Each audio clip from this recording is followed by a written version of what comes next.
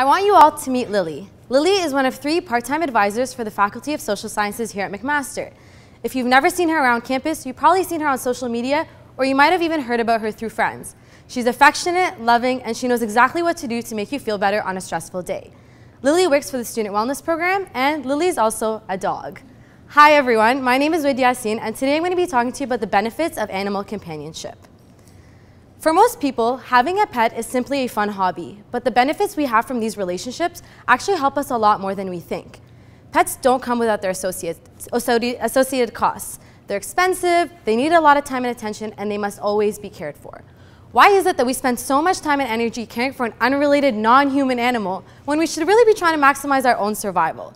Well, what you might not have considered is that animal companionship has adaptive benefits, and it has a very specific function, and that is to enhance our fitness. Now, having a high fitness doesn't necessarily mean that you're the strongest or the smartest. People with a high fitness have a higher chance of finding a mate, reproducing, and passing their genes on to the next generation. But how can having a pet have anything to do with this process? Well, it turns out that pets have several ways in which they can enhance our fitness. The social support we receive from our pets actually improve our physiological health. One study compared the presence of a companion animal to the presence of a friend, both during and after a stressful task. Even though both of these relationships were rated positive, the presence of a dog was actually associated with more cardiovascular benefits. This was measured through cardiovascular changes like blood pressure and heart rate from baseline. We know that repeated and chronic stress can lead to cardiovascular diseases. Pets help us cope with stress. With all these benefits, pets actually provide more benefits than having a friend around. Similar findings are found through self-report measures of mood and anxiety. Pet owners are generally happier, they have a higher life satisfaction, and report much lower levels of loneliness than non-pet owners. After as little as a 5-minute session of petting or interacting with a dog, people experience increased levels of hormones like endorphins, like dopamine, that are associated with happiness and positive mood. This is also accompanied with decreases in stress hormones like cortisol. Our animal companions also increase our social interactions with others. This is super important for people who have disabilities or people who have social problems, maybe interacting with others. Pets force us to leave our homes, interact positively with others, and just make friends.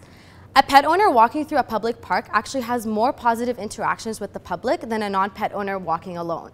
This is directly increasing our chances of finding a mate and potentially reproducing. Our pets also directly increase our reproductive success. In one really interesting experiment, a handsome Confederate approached 240 females at a public shopping mall. On half of these approaches, he was alone, and on the other half, he brought along his pet dog. The results were fascinating. The mere presence of a pet dog tripled the number of women who agreed to go out with him later that night. We might be more attracted to pet owners because nurturing a pet and caring for an animal demonstrates parental ability. We're more likely to invest in a pet owner because we know that they can transfer these skills and help us raise our offspring. They would make better parents.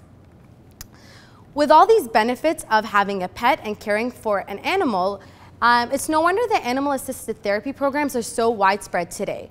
Whether it's used in nursing home or hospitals to help people feel less lonely and cope with medical problems, or maybe help a child cope with developmental problems that will help him better interact in social situations. Or maybe even help stressed out students on a campus just like ours during exam season. So the next time you're walking through campus and you walk by Lily on your way to class, make sure you stop by and say hello, or maybe even add her on Facebook. It won't be long until you two become friends with benefits. Thank you.